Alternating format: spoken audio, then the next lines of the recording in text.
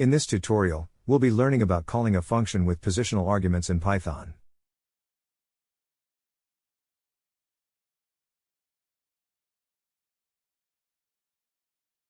Here, we have a function called print_name_age that takes in two parameters, name and age. These are called positional arguments because their position in the function call determines which parameter they correspond to.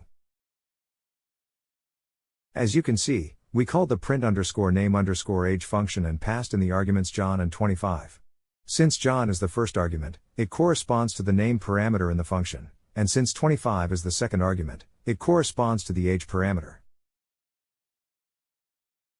Let's try calling the function again with different arguments. This time, we passed in Sarah and 21 as arguments. Sarah corresponds to the name parameter and 21 corresponds to the age parameter. And that's it.